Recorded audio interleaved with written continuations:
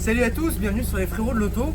Aujourd'hui on se retrouve pour l'essai de cette petite bombe Golf 6R, absolument magnifique dans ce bleu, en stage 2+. Alors stage 2+, on est entre le stage 2 et le stage 3 bien évidemment, je vous en dirai un peu plus tout à l'heure, mais ça sort 365 chevaux, 523 Nm, on a des renforts niveau châssis, c'est-à-dire qu'on a des plaquettes et des disques performance, c'est un scalpel, ça tient la route, là on est en Normandie sur les routes de Suisse normande, vous allez voir c'est magnifique, et il fait un peu froid. Et bah avec ces petits pneus hiver, on peut quand même bien s'amuser sur les petites routes du coin. Venez avec moi, c'est parti.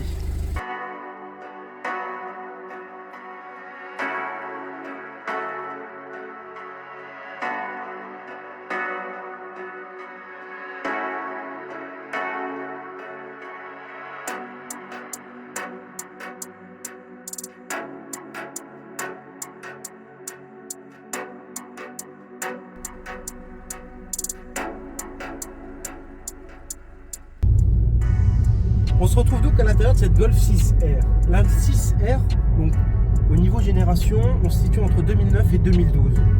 Elle est équipée d'un 4 cylindres en ligne turbo, 2 litres en TSI, qui développe 270 chevaux fiche technique, et la plupart qui l'ont passé au banc d'origine ont trouvé 265 chevaux.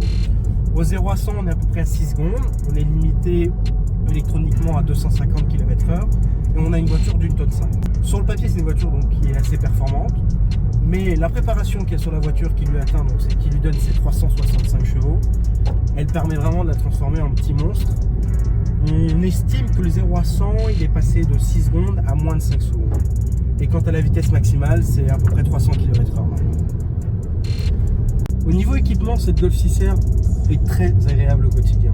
On a la boîte DSG6 bien sûr, qui a un agrément de conduite formidable. On a aussi le GPS, la système sonorité d'in-audio, des sièges sport en cuir qui ont un excellent maintien. Pour faire de l'autoroute ou pour faire de la nationale, c'est parfait. En conso, quand on a le pied léger, on tourne autour de 9-10 litres, ce qui reste raisonnable, comme je disais, pour faire des grands trajets. Et puis par contre, quand on a le pied plus lourd, là on monte à 18-19 litres, ce qui commence à être assez conséquent, ce qui est normal aussi quand on a un moteur turbo, surtout reprogrammé comme celui-là. Là actuellement je suis en mode normal on va dire, donc c'est-à-dire que je suis pas en mode sport. On a les suspensions réglées sur confort et les valves qui sont fermées. La voiture fait pas particulièrement de bruit, c'est très confortable pour avaler des kilomètres, on gère sa conso et surtout si on veut rentrer en ville le soir sans se faire harceler par tous ses voisins, c'est possible.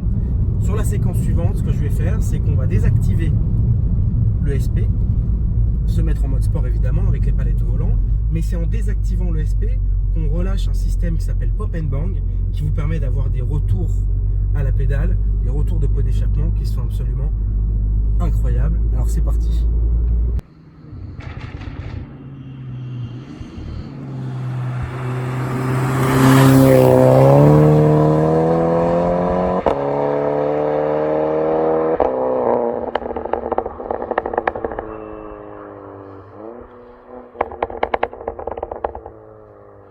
C'est une ligne Pro Weld qui part des collecteurs jusqu'à la sortie. Vous avez donc le downpipe, la suppression des katas, l'intermédiaire et puis 2 cocottes au niveau de la sortie. Donc tout ça, ça se gère avec la commande qui est là. Là, je ferme les valves. Voilà le son que ça fait.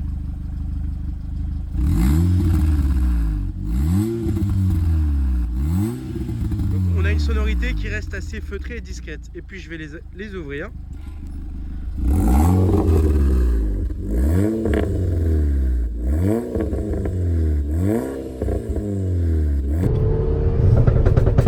Donc là, comme vous pouvez voir, j'ai désactivé le SP, mode sport, palette au volant. C'est impressionnant. Vous avez ce retour.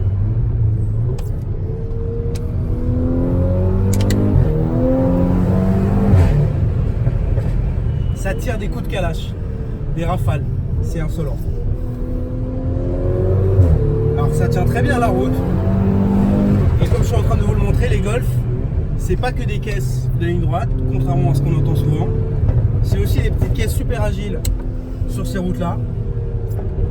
Et avec les palettes et la ligne, c'est un vrai régal.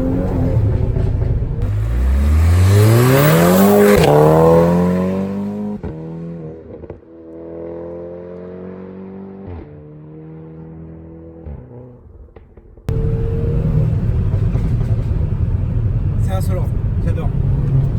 Je crois que je m'en lasse pas.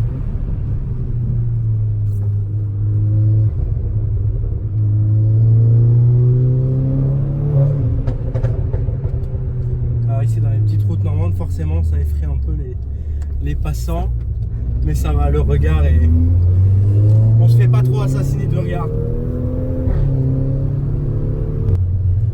Là les routes sont grasses, donc forcément on va pas chercher les limites de la voiture. Mais en tout cas ça suffit.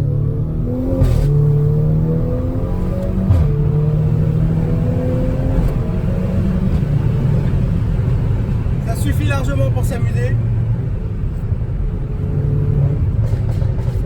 Ah là là, l'échappement.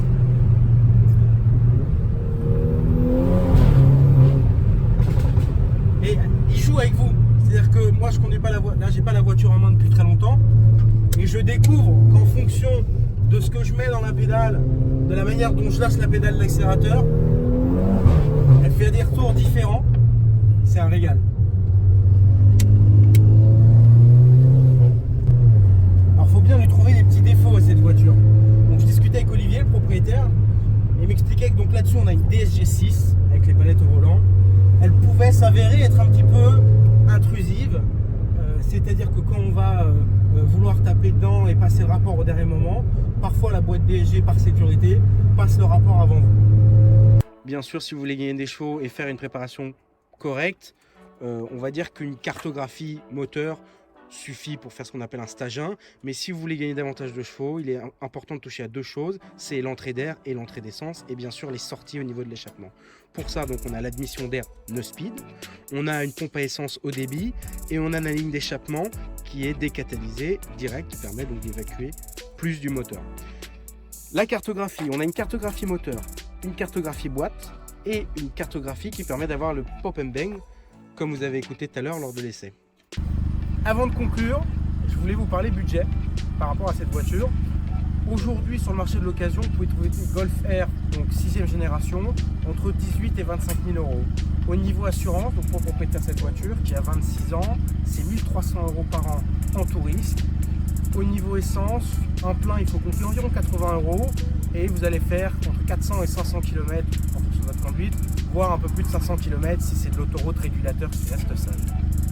Alors on vient de faire une mesure du 0 à 100, puisqu'on n'avait aucune idée du 0 à 100 de la voiture avec ses 365 chevaux. On a fait 3 essais et le meilleur chiffre qu'on a obtenu c'est 4 secondes 6. Donc autant dire que ça déménage très très fort. En tout cas, je voulais vous remercier d'avoir regardé cette vidéo. N'hésitez pas à mettre un pouce bleu, un pouce rouge, il n'y a pas de souci. Vous abonner, activer la petite cloche pour les notifications, c'est important. Et je vous remercie en tout cas d'avoir